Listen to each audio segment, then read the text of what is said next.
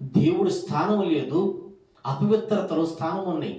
అతని నివాసం ఎక్కడ ఉన్నది అంటే ఇంట్లో లేదు, సమాధుల తోటలో సమాధుల్లో వాసం చేస్తూ ఉన్నాడు, సమాధిలో ఉన్నాడు. దేవుని ప్రజలారా, ఇంట్లో ఉండవలసిన వ్యక్తి సమాధుల్లో ఉన్నాడు.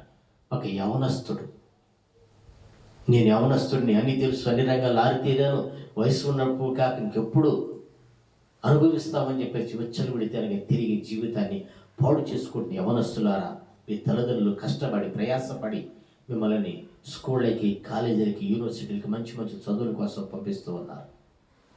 ఆ పంపించే సమయంలో తల్లిదండ్రుల యొక్క ప్రయాసాన్ని, తల్లిదండ్రుల యొక్క కష్టాజితాన్ని మీరు గుర్తుపెట్టుకొని, మా తల్లిదండ్రులు ఈ స్థితిలో ఉన్నారు, నన్ను ఈ విధంగా ఉంచాలని ఆశపడుతూ ఉన్నారని కృతజ్ఞత కలిగి, భయం కలిగి, దేవుని భయముతో ఉంటే ఈ ఎడ్యుకేషన్ ఇయర్, ఈ సంవత్సరం అంతా దేవుడు తోడుగా ఉంటాడు.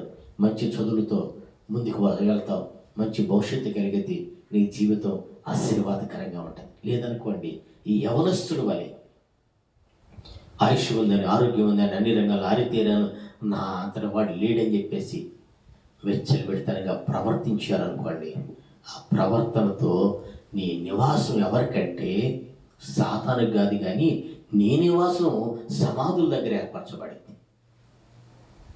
నీ నివాసం ఎక్కడుందంటే సమాధుల తోటలో ఉంది, సమాధుల దగ్గర ఉంది నివాసం. ఈ రోజున నీ నివాసం ఎక్కడ ఉన్నది? దేవునికి నివాసంగా ఉండవలసిన నీవు ఒక నివాసాన్ని ఏర్పరచుకొని సమాధులతో సహవాసం చేస్తూ ఉన్నావు. కారణం ఏంటి? నీ హృదయములో దేవునికి స్థానము లేనందువలన.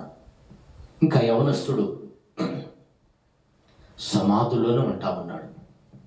ఇక ప్రభువు ఒక రోజున ఆ దారిని వెళ్తా ఉన్నాడు. దూరం నుండి అతను కేకలు వేస్తూ, సర్వోన్నతుడైన దేవుని కుమారుడా, కాలం రాకముందు మా దగ్గరకు వచ్చి మమ్మల్ని నశింపు చేయబాక, మమ్మల్ని బంధించబాక, మమ్మల్ని అని చెప్పేసి ఆ దెయ్యాలు వేడుకున్నాయి. దేవుని ప్రజలారా, మీరు గమనించండి, ఒక దెయ్యం పట్టిన వాడిని దేవుని మందిరాన్ని తీసుకురాగలుగుతారండి? మీరు మాయ మాటలు చెప్పి షికారికి వెళ్తున్నాం, అక్కడికి వెళ్తున్నాం చేతి వస్తాడు. తిన్న దేవుని గేటు దగ్గర రాగానే వీళ్ళు నా దేవుని మందిరాన్ని తీసుకొచ్చారని చెప్పేసి ఆ వ్యక్తి గేటు దగ్గర ఆగిపోతాడు, పారిపోతాడు.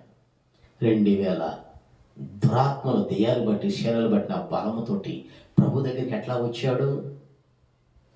వచ్చాడంటే చేసిన తప్పును తెలుసుకున్నాడు, పశ్చాత్తాపడ్డాడు. పశ్చాత్తాపడి ఈ దారిలో ప్రభు